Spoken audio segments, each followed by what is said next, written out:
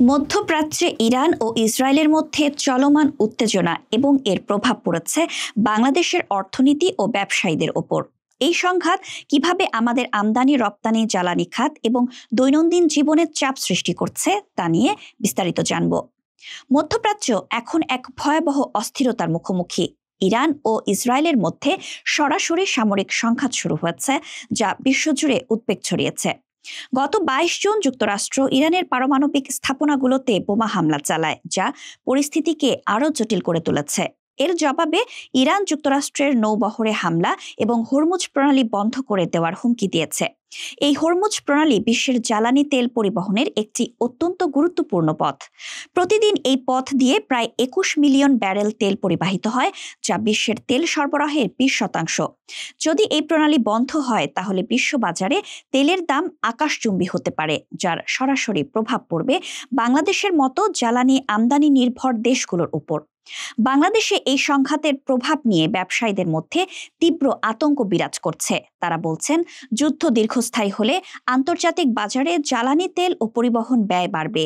এর ফলে আমদানি পণ্যের দাম বেড়ে যাবে, যা সাধারণ ভোক্তাদের ওপর চাপ সৃষ্টি করবে। বিশেষ করে হরমুজ প্রণালী বন্ধ হলে রপ্তানি ব্যয় ৩০ থেকে ৩৫% বৃদ্ধি পেতে পারে। বাংলাদেশ টেক্সটাইল মিলস অ্যাসোসিয়েশনের সভাপতি শওকত আজিজ রাসেল বলেছেন, যুদ্ধ কারোর জন্যই সুখকর নয়, ব্যবসায়ীদের জন্য তো নয়ই। যুদ্ধ ব্যবসা খাতকে অস্থিতিশীল করে তোলে। আমরা চাই শিগগিরই এই উত্তেজনার অবসান হোক। তিনি আরও বলেন, বিশ্ব অর্থনীতি ক্ষতিগ্রস্ত হলে আমাদের দেশও ক্ষতিগ্রস্ত হবে, কারণ উন্নত দেশগুলোই আমাদের পণ্য ক্রেতা। তাদের অর্থনীতি দুর্বল হলে আমাদের রপ্তানি কমে যাবে। বাংলাদেশের অর্থনীতি মূলত রপ্তানি নির্ভর, বিশেষ করে তৈরি পোশাক খাত, যা দেশের বৈদেশিক আয়ের প্রধান উৎস। কিন্তু যুদ্ধের কারণে হরমুজ প্রণালী বা সুয়েজ খালের মতো গুরুত্বপূর্ণ বাণিজ্য পথে বাধা সৃষ্টি হলে শিপিং খরচ বেড়ে যাবে। এর ফলে পণ্য সরবরাহে বিলম্ব হতে পারে, যা আন্তর্জাতিক ক্রেতাদের ক্রয়াদেশ বাতিল বা বাজার হারানোর ঝুঁকি তৈরি করবে। বিকেএমই এর সাবেক সভাপতি ফজলুল হক বলেছেন, মধ্যপ্রাচ্যের উত্তেজনা বিশ্ব অর্থনীতির ওপর নেতিবাচক প্রভাব ফেলছে। এটা বাংলাদেশকেও ভোগাবে, আমাদের আমদানি রপ্তানি পুরো বিশ্বের সঙ্গে। হরমুজ প্রণালী বন্ধ হলে তেলের দাম শুধু বাড়বে না, পরিবহন ব্যয়ও বাড়বে। এর প্রভাব পড়বে পণ্যের দামে। জ্বালানি খাতে এই সংঘাতের প্রভাব হবে সবচেয়ে তীব্র। বাংলাদেশ প্রতি বছর ৬০ থেকে ৭০ লাখ টন জ্বালানি তেল আমদানি করে, যার বেশিরভাগ আসে মধ্যপ্রাচ্য থেকে। আন্তর্জাতিক বাজারে তেলের দাম ইতোমধ্যে বাড়ছে। গত ১৩ জুন একদিনেই অপরিশোধিত তেলের দাম ৭% বেড়েছে। বিশ্লেষকরা বলছেন, হরমুজ প্রণালী বন্ধ হলে ব্রেন্ট ক্রুডের দাম ব্যারেল প্রতি $১২০ থেকে $১৩০ পৌঁছাতে পারে। এর ফলে বাংলাদেশের আমদানি ব্যয় বাড়বে, বিদ্যুৎ উৎপাদন খরচ বৃদ্ধি পাবে এবং সরকারকে জ্বালানিতে বাড়তি ভর্তুকি দিতে হতে পারে। ফলে পরিবহন, শিল্প উৎপাদন এবং কৃষি খাতে খরচ বেড়ে যাবে, যা নিত্য প্রয়োজনীয় পণ্যের দামে সরাসরি প্রভাব ফেলবে। সেন্টার ফর পলিসি ডায়ালগের নির্বাহী পরিচালক ডক্টর ফাহমিদা খাতুন বলেছেন, মধ্যপ্রাচ্যে উত্তেজনা না কমলে জ্বালানির দাম বাড়বে। আমরা মধ্যপ্রাচ্য থেকে তেল ও গ্যাস আমদানি করি। জ্বালানির দাম বাড়লে শিল্পের উৎপাদন খরচ বাড়বে, যা ব্যবসা বাণিজ্যে চাপ সৃষ্টি করবে। তিনি আরও বলেন, কাঁচামাল আমদানি ব্যাহত হলে উৎপাদন বন্ধ হয়ে যেতে পারে। নিত্য পণ্যের আমদানিতে সমস্যা হলে মূল্যস্ফীতি আরও বাড়বে।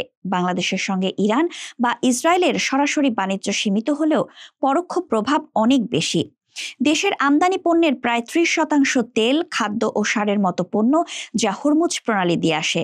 এছাড়া মধ্যপ্রাচ্যে বাংলাদেশের বিপুল সংখ্যক প্রবাসী শ্রমিক কাজ করেন। যুদ্ধের কারণে অঞ্চলটি অস্থির হলে রেমিটেন্স প্রবাহে নেতিবাচক প্রভাব পড়তে পারে, যা দেশের অর্থনীতির জন্য বড় ধাক্কা। অর্থনীতিবিদ ডক্টর মোস্তাফিজুর রহমান বলেছেন, তেলের মূল্য বৃদ্ধিতে বাংলাদেশ বেশি ক্ষতিগ্রস্ত হবে। দীর্ঘস্থায়ী সংঘাত এই পরিস্থিতি আরও খারাপ করবে। তিনি সরকারকে বিকল্প জ্বালানি উৎস ও বাণিজ্য রুট খোঁজার পরামর্শ দিয়েছেন। সরকার এই পরিস্থিতি নিবিড়ভাবে পর্যবেক্ষণ করছে। অর্থ উপদেষ্টা ডক্টর সালেউদ্দিন আহমেদ বলেছেন, আপাতত জ্বালানি তেলের দাম বাড়ানোর পরিকল্পনা নেই, তবে যুদ্ধ দীর্ঘস্থায়ী হলে আমাদের উপর প্রভাব পড়বে। তিনি জানিয়েছেন, জ্বালানি মন্ত্রণালয় বিকল্প উৎস নিয়ে কাজ করছে। এদিকে সরকার জ্বালানি আমদানি ব্যয় কমাতে পরিশোধিত পেট্রোলিয়াম পণ্যের উপর আগাম কর ৭.৫% থেকে কমিয়ে ২% করেছে। বিশেষজ্ঞরা বলছেন, এটি শিল্প ও পরিবহন খাতে কিছুটা স্বস্তি আনবে। তবে দীর্ঘমেয়াদী সমাধানের জন্য বিকল্প জ্বালানি উৎস এবং নবায়নযোগ্য শক্তিতে বিনিয়োগ বাড়ানো জরুরি। ইরান ইসরায়েল সংঘাত শুধু মধ্যপ্রাচ্যের সমস্যা নয়, এর প্রভাব বাংলাদেশের অর্থনীতি, ব্যবসা বাণিজ্য এবং সাধারণ মানুষের জীবনেও পড়ছে।